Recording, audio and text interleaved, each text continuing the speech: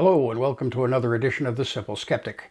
Please hit the like and subscribe button or the unlike and subscribe button. I don't really care. As long as you hit the subscribe button, I'm happy.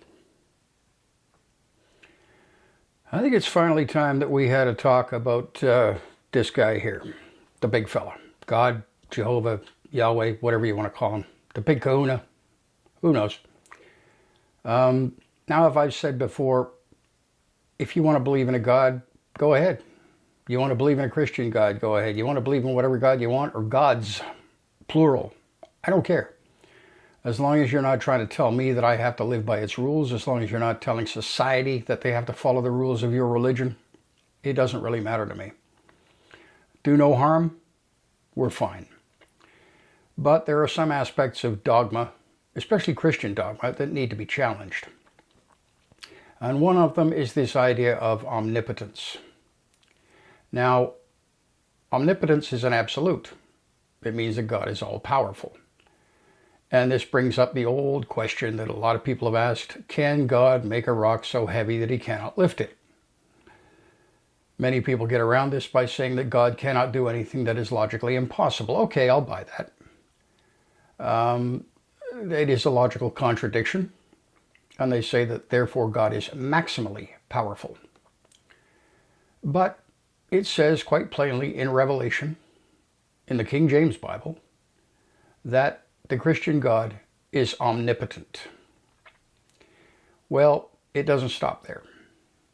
If you're going to use the word omnipotent, then you are forced to introduce another word, omniscience, because you cannot be all-powerful unless you are all-knowing. All-knowing is also an absolute. And that brings in a major problem. It means that this God has to know absolutely every single thing, past, present, and future, down to the tiniest detail. If I wave my hand right now, then from the beginning of time, this God not only knew that I was going to wave my hand, but knew when I was going to do it, and knew where I would be when I was going to do it, and knew beforehand the movement of every speck of dust and every molecule of air that was wafted out of the way. If that's the case, what is the point to anything? It means that I am absolutely powerless to do anything about my life. Everything is preordained. I cannot change anything through thought, through action, through prayer. I'm powerless. It means that there can be no testing of faith, as many people sometimes claim to have gone through. This God already knows whether you will pass the test or whether you will fail. Testing would just be unnecessary. It also means that this God cannot do anything. If this God already knows every single thing that is going to happen, then it cannot change its mind. That would prove that it didn't know what was going to happen.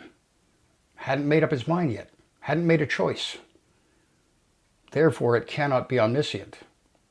Therefore, cannot be omnipotent. I don't see how anyone can get around that. Omniscience and omnipotence are self-contradictory. It means that your God is powerless. It's simply an observer that set the universe into motion, sits back and watches it over and over and over and over. How boring.